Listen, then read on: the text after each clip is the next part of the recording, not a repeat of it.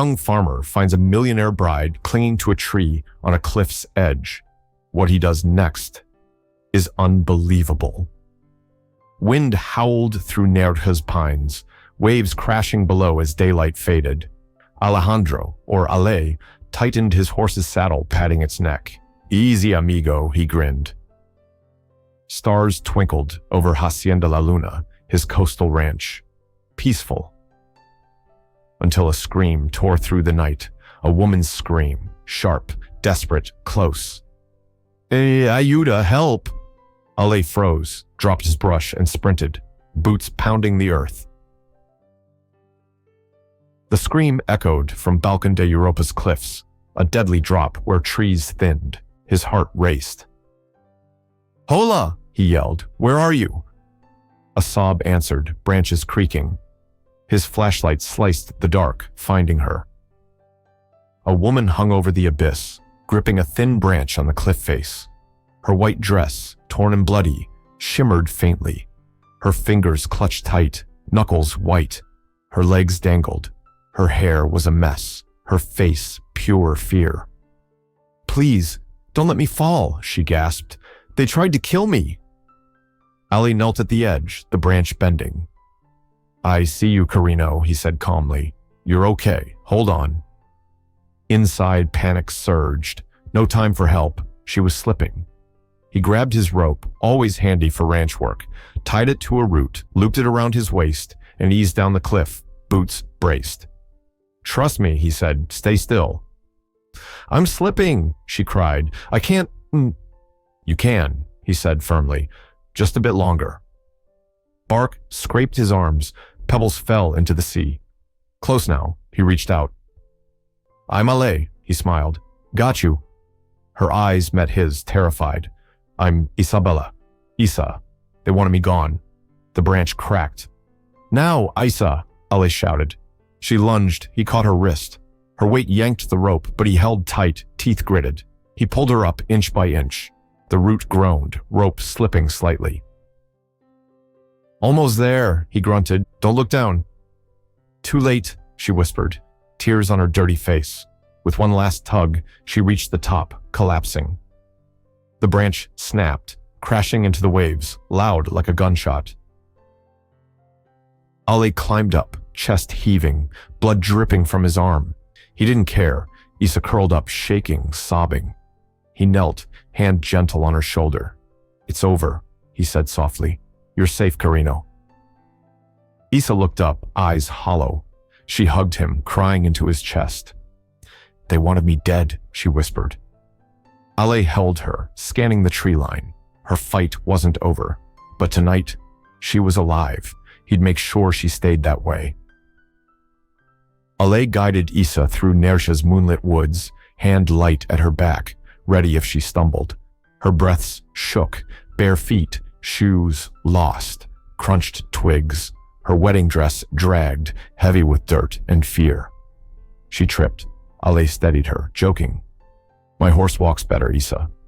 She didn't laugh, but leaned into him, a fragile trust. Dawn streaked the sky as they reached Hacienda La Luna's cabin, nestled by the sea. Hills stood like quiet guards.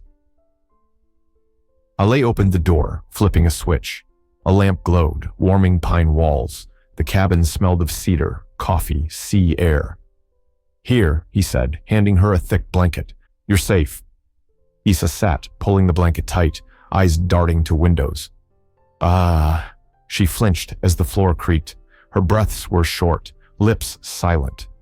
Ale knelt a few feet away, voice low. "No one's finding you here." Isa stared at the dark woods, haunted. Finally she spoke, tired.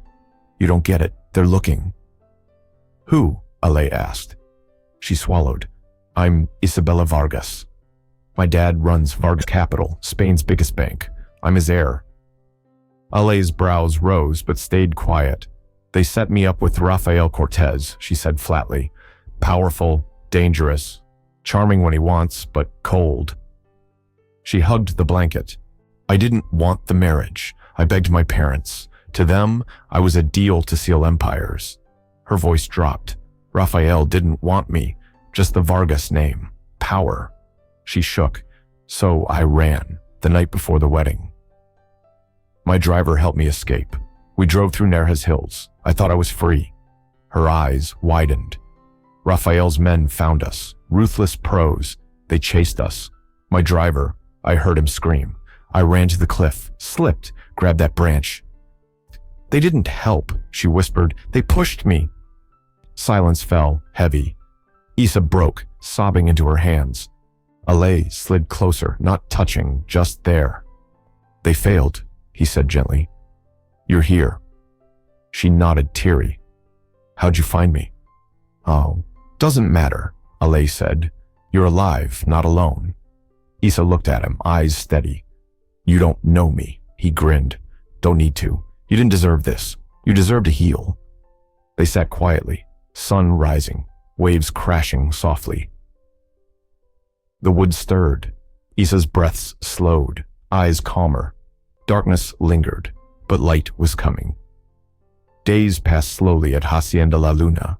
Issa stayed hidden, her name unspoken outside the cabin. Alay didn't push, offering quiet mornings, warm meals, safety. At night, Issa woke silently, haunted by falling. She kept her dead phone close, shoes on. Alay noticed, but stayed quiet. She raked leaves or sat in silence. Slowly, she joined in, brushing horses, feeding chickens. Your horse has better manners, she teased. Ala laughed. He eats better pancakes too. Issa taught him fluffy ones, giggling at his burnt tries. They played old records, swept the porch, shared coffee quietly. One afternoon, Issa rolled cookie dough, flour on her cheeks. Ali leaned in the doorway, smiling. You're smiling like you forgot the world, he said. Issa blinked, shy. Maybe, for a moment. Al nodded, his warm look saying it all. By week 2, Issa helped with co-op reports, her number skills shining. You're a genius, he said, amazed. She grinned. And you're hopeless with math. One evening, on the porch, stars glowed over the sea. Issa held Coco, knees up. Ever wonder who you'd be without the world's weight? She asked softly. Al thought, still here with my cabin, my horse, maybe fancier boots. Issa laughed, real. You're simple, Ale. And you're my star in the Spanish sky, he said, half joking. Peace felt real until it broke. Late at night, Ale was in the barn, Issa washing dishes. A twig snapped outside. They froze, meeting at the door. Ali grabbed a flashlight, handed Issa a small axe. They moved silently, Ali ahead. The beam caught movement in the trees. Another rustle, closer. Al saw it, a gold-tipped cigarette butt, half buried. Raphael's elite men smoked those, Issa had said. Issa's face paled. No, no, she whispered. They found me. She stumbled back, trembling. They're here. Ale caught her shoulders. Look at me, he said calmly. We're not panicking. We're smart. We'll handle this together. Issa searched his eyes, finding strength. Fear gripped her, but Ale stood firm. She wasn't alone. The cabin glowed with fireplace light, tension brewing. Ali and Issa sat at the table, laptop open. Carmen Lopez, a bold journalist, and Diego Ramirez, a tough attorney, stared from the screen. One shot, Carmen said. To nail Raphael, we need him on tape, admitting everything. Issa nodded, hands tight. We lure him out, Diego leaned in. Text him. Say you regret running, want to meet. Somewhere we control. Ali nodded silently. And so, the plan, Issa texts Raphael from a burner phone setting a meeting at Cortillo Viejo, an old estate near Nerja. On the day, clouds hung low, mist cloaking the hills. Issa wore a wire, mic hidden, streaming to the team. An earpiece linked her to Diego. Ale drove her to the trail, posing as a repair worker in flannel. His eyes stayed on the door as Issa entered. Cortillo Viejo was dark, dusty, silent. Issa stood by a cracked fireplace, heart pounding. Footsteps creaked. Rafael Cortez entered, smug, cold. Issa, he said, arms wide. Finally came to your senses, eh? She stood tall. I wanted to talk alone, he smirked. I gave you everything, a name, a future. You ran because you thought love beats power. You tried to kill me, she said. He laughed. Kill you? Ha, por favor. I told them to scare you. Issa didn't flinch. You sent men to push me off a cliff. His voice turned sharp. You made it messy. Should have walked down the aisle. We'd be untouchable. Money fixes this? She asked. Power does, he sneered. I own judges, reporters. Your stunt? Pathetic. Issa tilted her head. So you admit it. You ordered my death? Raphael paused, mask slipping. I cleaned your mess, he growled. You weren't supposed to survive. I gave you a life, he hissed, stepping closer, and I can end it.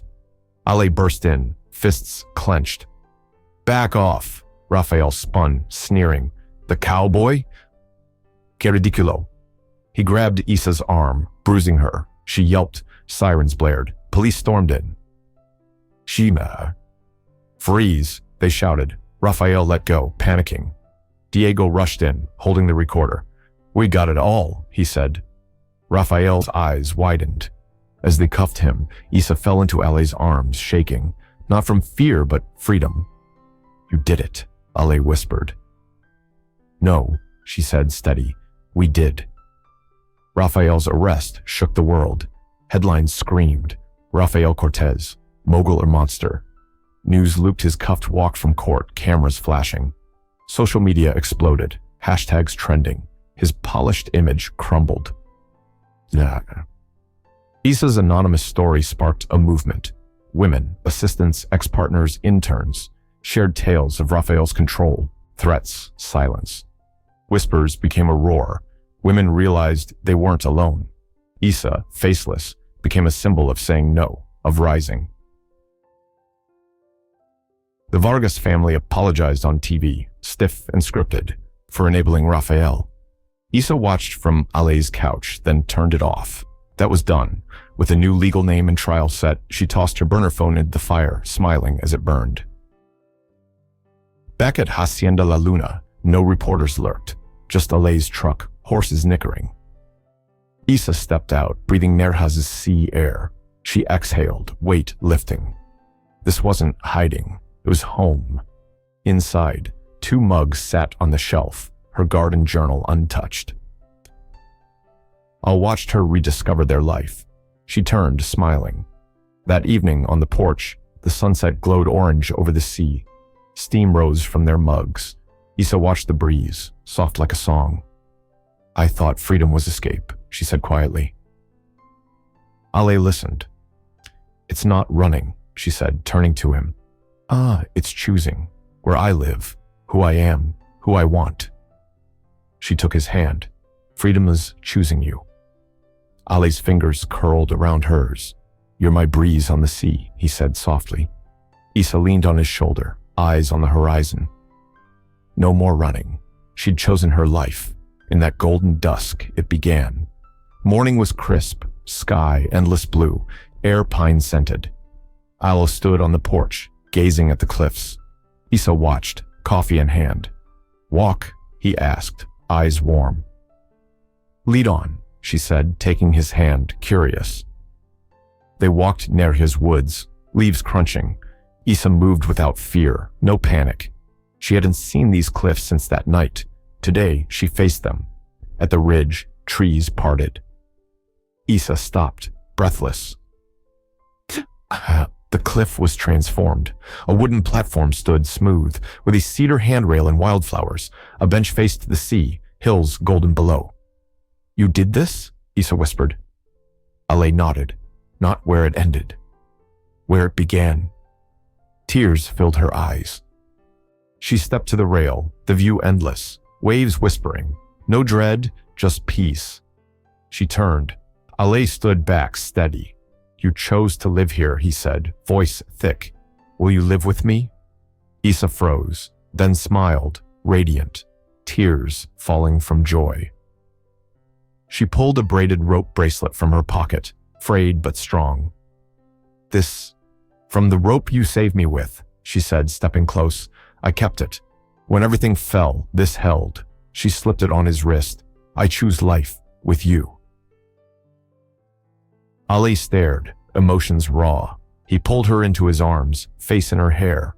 She held tight, the world still, The sea sang, cliffs glowed. Where it almost ended became forever. The meadow bloomed wild at Prado de la Luz, grass swaying, sun warm. Butterflies danced, bees buzzed, pine and blossoms in the air. A wooden arch rose, built by Ale, twined with vines and flowers Isa picked. Ali stood beneath, eyes soft, fingers nervous in a light suit, timeless. He watched the path. Isa appeared barefoot, in a linen dress, soft as hope. She'd sewn it, using her mother's lace, buttons from her old dress, hers now. Ale's breath caught. Isa smiled, strong, not a fairy tale, but real love. Luna, their adopted daughter, skipped behind, tossing petals with dramatic flair, giggling. Her sundress matched Isa's, sewn from the same scraps. Her curls bounced wildly. "More petals, Papa Ale," she squealed, tossing extra for fun. Guests, friends, neighbors stood teary, no cameras, just love. Isa reached Ali, taking his hands. The world faded. "I didn't choose the fear or the fall," Isa said, eyes on Ali, "but I chose to live, and I choose you." Ali's voice was steady. "You were never broken. Just waiting. I'll remind you every day." They kissed, slow, sure, as Luna cheered, tossing petals. "Big spin, Mama," she shouted. Guests clapped, some crying, music floating. Isa laughed as Alice spun her, dress twirling. She felt light, not from forgetting, but from claiming tomorrow. Later, Ale led 3 horses, one for him, Isa, and spunky Luna. They rode through the woods, light golden, to the cliffs where Isa once hung. Now, flowers lined the path, fear gone. The moon rose, dawn blushing ahead.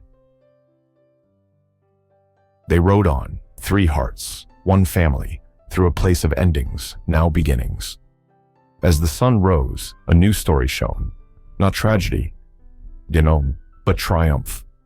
Isa, Ali, and Luna proved cliffs lead to bright starts when love and courage meet. The morning was clear, sky a soft, endless blue. Air carried pine and sea salt, a breeze rustling near his trees.